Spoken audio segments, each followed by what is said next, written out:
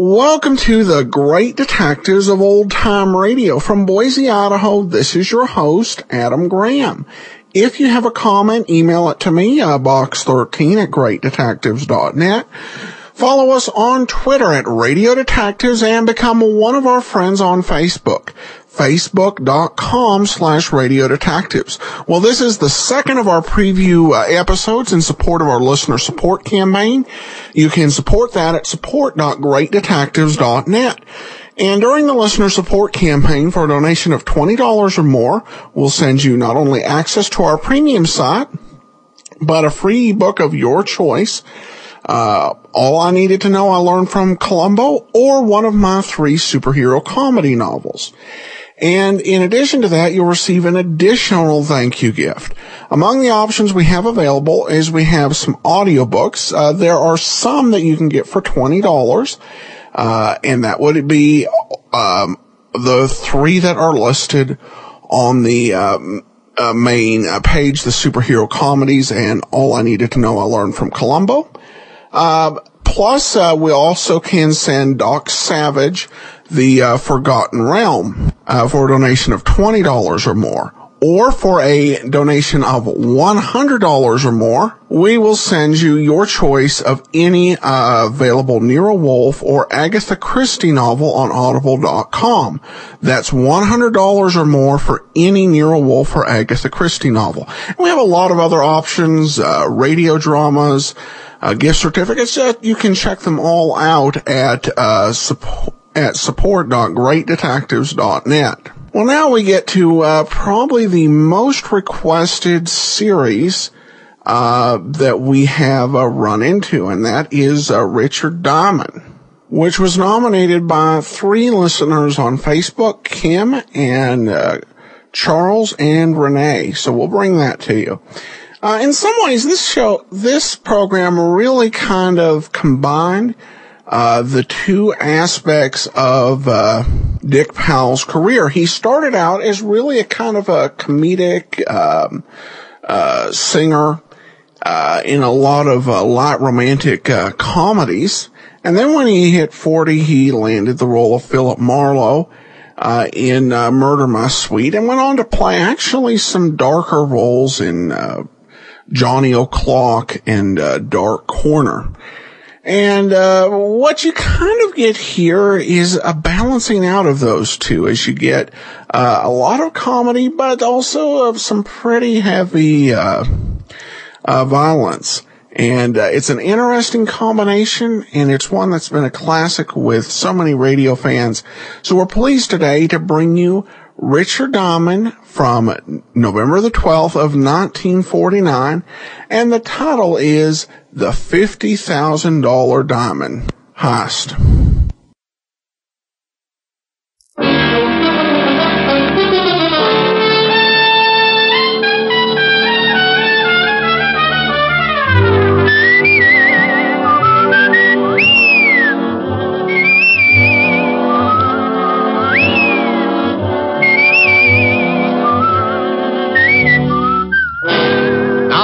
Dick Powell as Richard Diamond, private detective.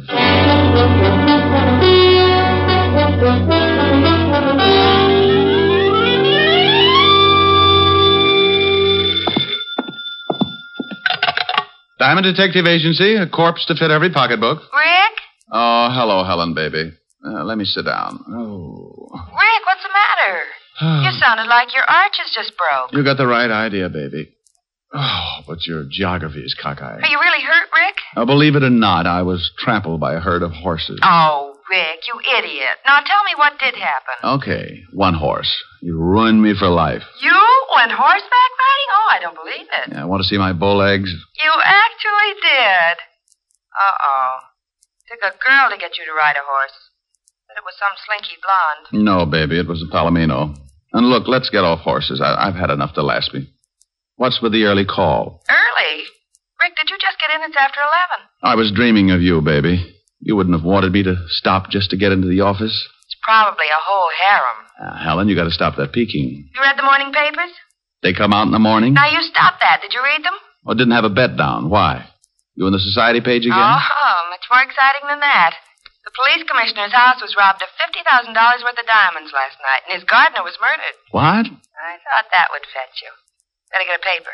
The commissioner's statement's written in blood. Yeah. And if things don't wind up fast, tomorrow's statement will be in Walt Levinson's blood. It'll be his case. Now, you stay out of it, Rick. This thief cuts throats. Yeah, I'm scared. Are you, Rick?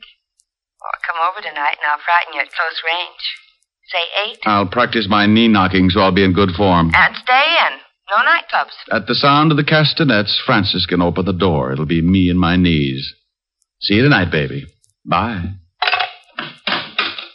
Is this the Diamond Detective Agency? Just like it says on the door. Come in and close it gently. My Japanese beetle's still asleep. Asleep? He's got a better union. Sit down, Mr. Burton, Phineas Burton. What can I do for you, Mr. Burton? Well, I want to hire you if it's agreeable. For $100 a day in expenses, I'm pretty agreeable. Well, that's fine. I have a package I want you to deliver to a party in Philadelphia. You can get a messenger for $5, or if you're hard up, a carrier pigeon for a handful of popcorn. Why a detective? Well, I'm perfectly capable of judging for myself what I need, Mr. Diamond. Now, here's $300. There will be $200 more for you after you make safe delivery of the package. Why? Why? 3-letter word meaning why you want to pay me for 5 days when the trip to Philly and back can be done in a few hours. Oh, Mr. Diamond, I simply want you to drop everything else and take this job immediately. And that is my reason for the added payment. Oh, all right. I'll take your money. Just as soon as you tell me what's in the package, who it goes to, and why it's so important that I take it personally. I can't tell you that. Okay, it's your problem. Now, where did I leave my soap chips? Do you have to know? Of course. How can I do any washing without soap? I mean about this package. Oh, no. I can recommend another agency who will do it for $25 and no questions. Oh, very well. Mr. Elliott will meet you at the Philadelphia Station Information Desk at 2 o'clock today. I will wire him your description, and he will make the contact. As for the package, it contains some very valuable papers, which Mr. Elliott is afraid his wife will try to intercept. I see. He commissioned me to find the best man I could to bring the package to him. Oh, you must have read my ad. You'll have to leave immediately. Mr. Elliott is very anxious to get the package. You call me at the Astor when you return, and I'll send over the rest of the money. Good day. It may be at that. What? Forget it. Burton left the package on my desk with the money. He was a thin guy, had a funny pot that made him look as if he'd swallowed a basketball. He pushed it out the door and waddled after it. When a guy insists on throwing money in my lap, I get suspicious. And when I remembered the robbery of the night before, I got that lousy feeling again. Now, paragraph 4, section B, rule A of the Detective's Code of Ethics says, quote, upon receiving money to deliver package, detective must never open same. It is unethical. Yeah, who's ethical? Well, surprise. No wonder basketball had been nervous. At the bottom of the box were 5 pretty little diamonds. About 10 grand worth at a guess. Of course, it may have been that Burton thought diamonds should belong to Diamond, but my bet was on a frame-up. A frame that cost the real heisters 10 grand out of 50. It was aimed to get him a nice picture to fit the frame. Me. Yeah? Is this Mr. Diamond? Oh, hello, Burton. Something on your mind? Oh, I happened to be in the store across the street, and I noticed you hadn't left yet. You will leave right away, won't you? Just as soon as I arrange things, Phineas. Remember, it takes an hour and a half to get to Philadelphia. I don't want you to be late. I'll bet you don't. It was just to make sure. You understand. Oh, yes. I understand. You can dribble your basketball home now. I beg your pardon? Skip it. Bye. Burton's call ended nearly all doubts. I was being framed all right, and the trap required my leaving for Penn Station right away. I dropped the diamonds into what was left of a quart of milk I had for lunch the day before, put the bottle on the floor by the wastebasket. Then I took the package, rewrapped it, and went out to hail a cab. I made one stop at a toy shop, then headed for Penn Station. As I entered, I saw a pair of familiar figures. Rick, Okay, what's the gag? I got the tip, but even you wouldn't joke about this case. Now, Walt, I might joke about mass murder, but never about the commissioner being robbed. Is he making speeches yet? Yeah, that's okay, Shamus. This is one time when you're one diamond too many. Why, Otis, you're becoming a wit. Why not? You're halfway there. Oh, Lieutenant, he's picking on me again. You deserve it, Otis. Now shut up. Rick, I know the tip was phony, but the commissioner was there when it came in. I had to act on it. Tip? Well, don't be smug. I've got one, too. Fifth at Hialeah. Now, don't start that. It was a tip that you were taking the commissioner's diamonds out of town. Oh, now, Walt. And don't now Walt me. I said I knew the tip was phony, but with the commissioner taking scouts all down the line, I didn't want to... No. Don't apologize, Walt. I know. Come on, Sergeant. Show me a good frisk, and I'll recommend you to all my criminal friends. Yeah, he's clean, Lieutenant. Now, Rick, let's see that package, and then you can go. This? Oh, no, I can't. It's secret. Don't play games, Rick, please. Oh, all right, but it's going to spoil my surprise. Well, okay. Give me your word it's got nothing to do with this case, and I won't bother to open it. No, I'm hurt. I absolutely insist that you open the package right now. But, Rick, you know I trust you. Lieutenant Levinson, do your duty. My purity must not be suspicioned. Oh, anything to get this over with. You were, What? It's only a pair of dolls. You were expecting maybe my gallstones? Oh, dolls. The Shamus place with dolls. Better read the tag, Otis, before your ears get any longer and they draft you for a mule team. Tag? Sure. But what... To my beloved Otis from his Ricky. Oh. Rick. Now, don't be a grouch, Walt. The other one's for you. For me? Oh, no. I'm sorry, Walt. I couldn't resist it. Anyhow, you spoiled my surprise to Otis. It was our anniversary. What? Our anniversary? We ain't even related. Oh, you don't remember. Oh, Otis. Lieutenant, can I go back to traffic? I can't stand much more. Oh, shut up, Otis.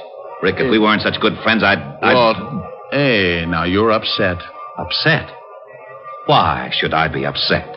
Just because two hoods lift 50 grand in ice from the commissioner? Or because it's dumped in my lap with the murder of the gardener? Or that I'm given 24 hours to break the case and then get a tip that leads me to a friend who decides to play games and wreck my Sergeant beyond repair?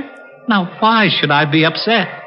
Otis, here you are, Lieutenant. But take it easy. That's a second bottle of bicob today. Walt, you rate an apology and I make it. I'll do better than that. I'll help you if you'll let me. Well, I can sure use your help, Rick. I haven't got a single lead. You want to look at the corpse first? May as well. Has he got a record? No. And the commissioner swears he was honest.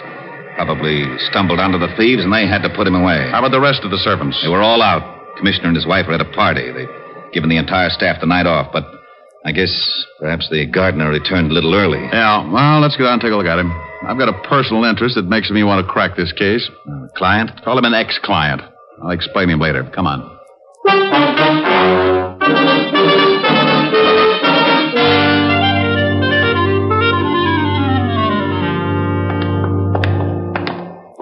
Here he is, Rick. Nasty cut. How was it made? Well, it could have been a sharp knife, but it's a safer bet that it was a razor. Remind me not to go to his barber. What safecracker's got enough nerve to pull his job, Walt? Well, I got 3 guys that could fit the job, but not one of them has ever been known to carry a weapon of any sort, much less a razor. Correction. One dealer, that gardener's playing a lousy joke on us. I suppose this could have been the first time one of them carried a razor. I don't buy that, neither do you. Give me the names. I want to talk to them. Maybe I can get a lead of some sort. Sure. Here they are. And please, Rick, call me if you get anything.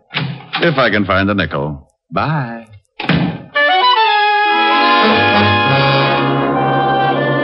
As far as I could see, I had 3 things to match up. 1, the careless barber. 2, the safecracker with nerve enough to rob the police commissioner.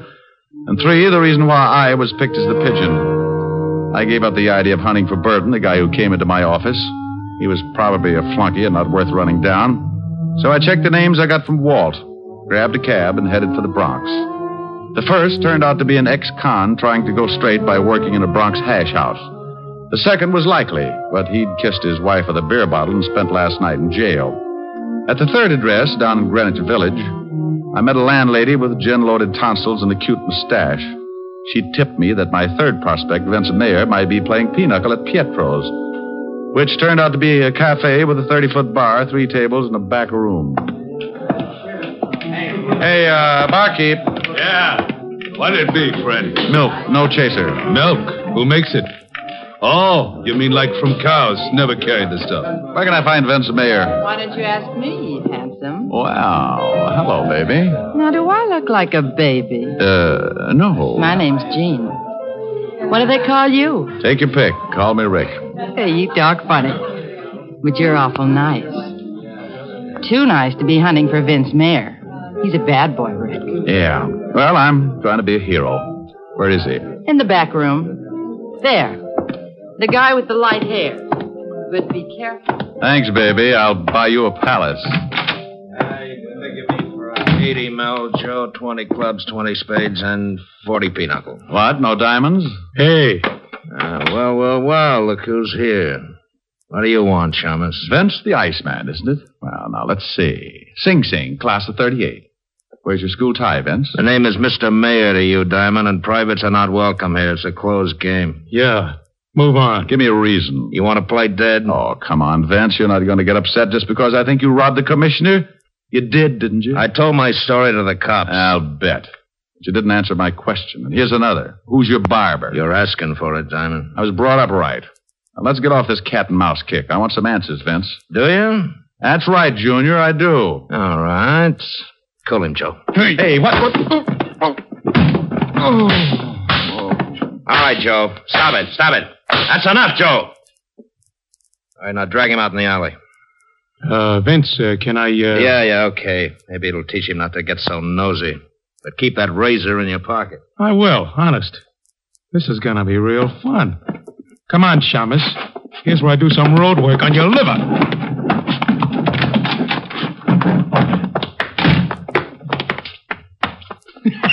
Here, Mr. Diamond. I only wish my brother could see you.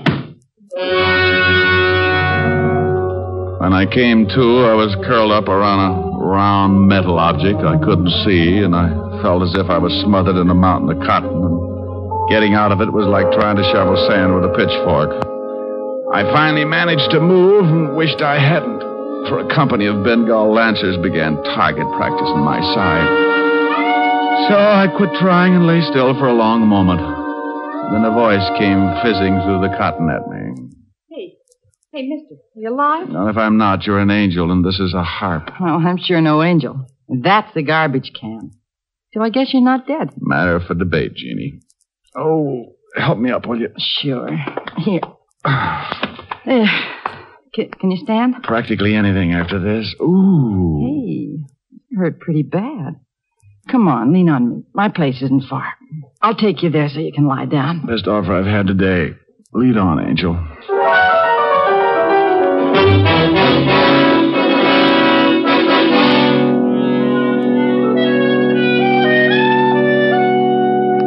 There. Now how do you feel? I never use language like that in front of a lady. Oh, I'm no lady. I'm a waitress at Pietro's. I heard the noise in the back room. When you didn't come out, I took a look. Ooh. Gee, does your head hurt, baby? Like all my relatives who are inside digging for gold. With luck, I can open my eyes and they won't fall out. You know, we might have had a lot of fun together if you weren't all banged up like this. I'll take that remark up with you later, honey. I'm not usually the kind of guy who runs out on pretty girls, but I only wanted to get my hands on the gonif who tried to kick my brains out. So I took Jean's number, filed it under, for later investigation, and stumbled out into the street. My head was clearing, but it was as slow about it as a dummy doing a striptease. Maybe that's why I didn't notice when I came out of the house that I had 2 guys for company. Hello, Diamond. Huh? When Pietro told me Jane had run out, I thought I might find you here. She always goes for guys like you. Well, she has taste. I'm glad you came around. I have a few things I want to discuss with you and Joe here. Hold it, Chalmers. I'll show you how easy it is to get rid of your troubles. Now, that's a pretty little gun. Aren't you stepping out of character, Vince? You're supposed to be a smart one. You're getting on my nerves. Yeah? Well, put the gun away and I'll quiet you down a little. You want me to mess him up again, Vince? And what's with you? Come to do your job over again? I may at that. Yeah? Well, you got 32 teeth, son. You want to try for none? Why, you... I got some questions I'd still like to have answered. Why was I picked as pigeon? Why me? You're getting a little too smart, Diamond. Now listen. I know you got wise to Burton, so it figures that you still got the package. Now, I got no reasons to give you $10,000 worth of diamonds. I want them back. Oh, dandy. I've got big news for you, Buster. You're not going to get them. Don't make any mistakes, Diamond. I'll use this gun if I have to. Ah, go eat a tombstone. Joe. Yeah, how's your stomach ache? Wait a minute, Joe.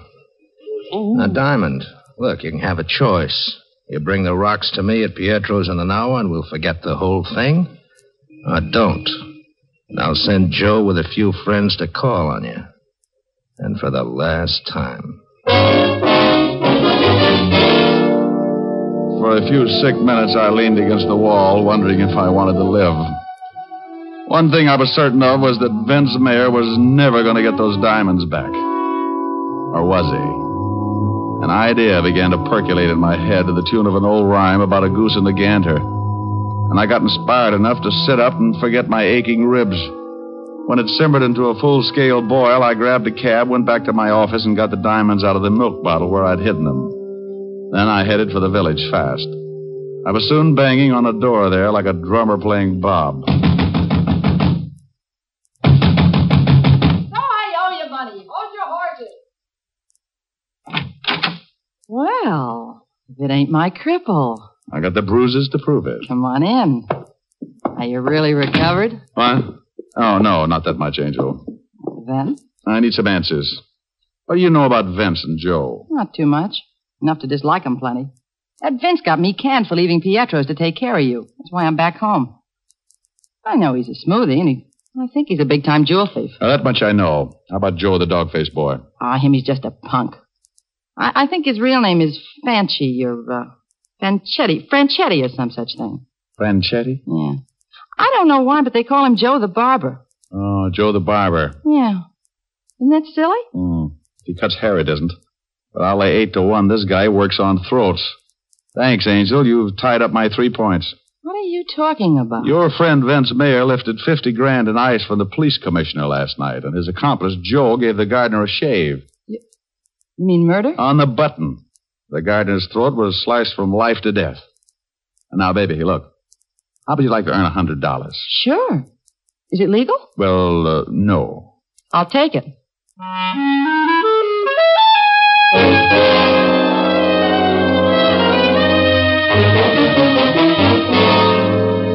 Now, where is he? Will you tell me where's Rick? I know where I'd like him to be. I'm worried, Otis. Seriously. Rick is in this thing up to his ears. You mean he was in on that job? Don't be stupid, Otis. Of course not. Rick's no crook. But he's mixed up in this case some way, and I'm worried. He should have called me by now. Gee. Hope he hasn't tangled with that razor guy. I thought you hated Rick. Oh, you know I was just talking. I know. What a mess. Rick in danger, and I can't find him. The commissioner's spouting lava all over the city hall. Why the devil did it have to be the commissioner's house? You know, it's kind of funny at that. The commissioner himself. You knucklehead. For 2 cents, I'd... Maybe that's him. Lieutenant Levinson, homicide. Walt, Rick. Rick, where the devil you been? Taking care of some arrangements. Arrangements? Never mind, just listen. I was picked as a pigeon, and some of those diamonds were planted on me this morning. What? I've traced your hoods. They're Vince Mayer and Joe the Barber Franchetti. Now, you come to Pietro's in half an hour, and you'll catch him with part of the diamonds on him. Rick, what is this? Well, Vince had it figured as a double-barrel gag, Walt. First on the cops by raiding the commissioner's house. Second, by dumping a few of the rocks in my lap and tipping the police so I'd take the rap. But why you, Rick? Well, Joe's name, Franchetti. You remember, I sent his brother Tony to Sing Sing a few years back. Oh. I knew he had a brother, but until now, Joe stayed out of Manhattan. I get it. Okay, what's the play? Well, I'm going to take the package back to Vince. Give it to him in Pietro's. The girlfriend will be raising so much fuss, no one will notice me. Then as Vince and Joe leave, you nail him with the diamonds. And no alibi for having him. Right. You said half an hour? In front of Pietro's.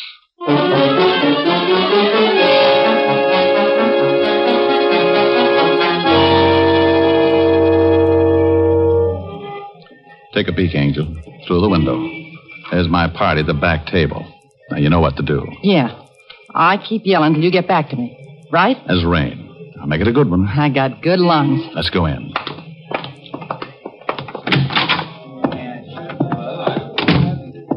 Okay, over to the bar. Luck, Rick. There he is now, Joe. told you he'd show up. Hello, Diamond. You got something for me? That's right, Vince. Okay, let's have it. I didn't do nothing. Hey, what's going on over there? Stop, stupid dame. Yeah, do you want the package or not? Oh, yeah, give it to me. Come on, Joe. Let's scram out of here before that dame brings the cops. Yeah.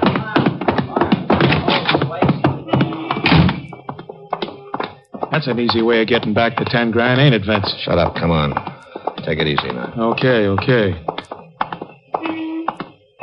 We're okay now. Let's split up. Hold it, Vince. What? Let's have a look at the package. The cops! Levinson, what are you doing The here? package, Vince. Hey, what are we going to do? Shut up. You, got a warrant, of course. Of course. Otis, take the package. Yeah, Lieutenant.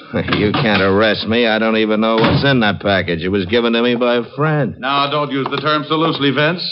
Why, Walt, what are you doing here? Hello, Rick. I've captured a criminal. No. Yes, and he was carrying a package of his loot. Why, I bet it's part of that diamond robbery. Hey, what is all this? Diamond, you just planted that package on me. Me? Why, stranger, you're telling a fib. You just know that's downright immoral to something. This is ridiculous. Lieutenant, he gave me those diamonds and Pietro's not 5 minutes ago. I didn't lift them from the commissioner. Didn't you, Vince? Why, then I must have made a mistake. You can prove your story, of course. Sure I can. Bartender saw Diamond slip me the package. Oh, now, Vince, you think that bartender was going to be watching you when a lovely girl is practically tearing up the joint? Boss, the dame yelling. She was a plant. Yeah, but this is a frame-up. Diamond, you can't get away with this. Please, don't talk to me. I never associate with common criminals. A frame. You dirty double-crossing copper. Look out, Rick. He's got a razor. Oh, my arm. Now, don't cry, Joe. This is for you. Oh. Wow. What a punch you got, Shamus. Well, that does it. Come on, Vince. Otis, load that killer into the car and pick up that razor. Yeah, Lieutenant. Want a lift, Rick? No thanks, Walt. I'm going to go home freshen up. You look like you could use it.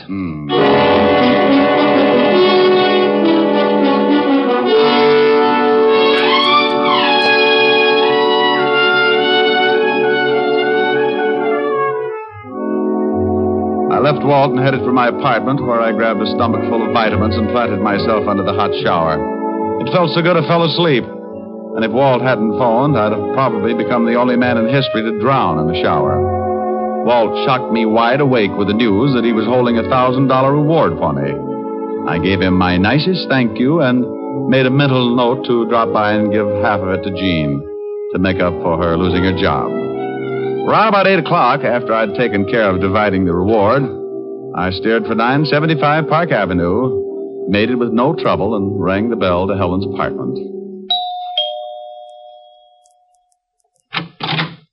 Oh, good evening, Mr. Diamond. Miss Asher's expecting you, sir. She's in the library. Thank you, Francis. How's your health? My health, sir, is very good, thank you. Well, now, this may come as a shock. But, Francis, about the money I owe you. Oh, don't fret about it, sir. We'll tell. I'm going to pay you what I owe you. You're going to? Oh, dear. Perhaps I better sit down. Oh, my word. Oh, there, Francis. Victor, is that you? It ain't Tom Swift, baby. Come on in the library. Oh, okay. Do you know good, my dove? I'm a cripple, a battle-torn veteran. Well, I don't want your muscles, Rick. I'm blue, and I want you to sing to me. Oh, Helen, baby, I don't want to sing. I want Rick, I'm blue. I need cheering up. Now be nice and sing. Well, okay, honey. How's this, huh? I can see, no matter how near you'll be, you'll never belong to me. But I can dream, can't I? Can't I pretend that I'm locked in the bed of your embrace? For dreams are just like wine, and I am drunk with mine. I'm aware my heart is a sad affair. There's much disillusion there, but I can dream, can Can't I adore you? Although we are oceans apart, I can't make you open your heart, but I can dream, and Well, there. Still feeling blue, baby? Oh, Ricky, come here. Here I am. Oh, now I'm contented. You in my arms, my bills paid off, and my bills... Oh, for Pete's sake, I forgot Francis. Francis? What are you talking about? Come with me, I'll show you. Now, there he is. Francis, you all right? Oh, yes, sir. I think so, sir. Rick, will you tell me what's going on in my own home? Well, honey, I paid Francis off, and the shock of having to give back my gun and badge undid him. Oh, well, are you feeling better, Francis? Not very much, Miss Asher. It's that badge and license. Will you miss him that much, Francis? Well, sir, to be very honest, there's a waitress in a tea shop down the street with whom I've been, if you pardon the expression, having a fling. Francis, you? Oh, that's not the worst, Miss Asher. I'm afraid I've been a bit of a fraud with her as well. In fact, with several of the waitresses there. Now, wait. Where does my badge and license enter into it? Did you hock them for crumpets? Oh, much worse, Mr. Diamond. You see, to all the waitresses of Miss Tuppingham's tea shop, I am Richard Diamond, private detective. Oh, no.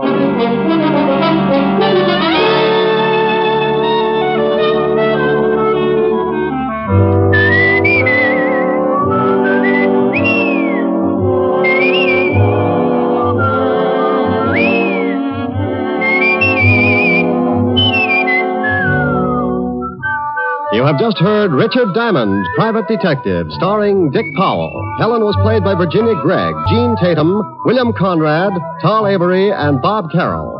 Music was under the direction of Frank Worth. Tonight's story was written by Herb Purdom and edited and directed by Blake Edwards. See the Richard Diamond picture story in the December issue of Movie Stars Parade. Dick Powell soon will be seen in the screen version of the best-selling novel, Mrs. Mike. Now, this is Eddie King inviting you to be with us again at the same time next week when we will again bring you Dick Powell as Richard Diamond, Private Detective.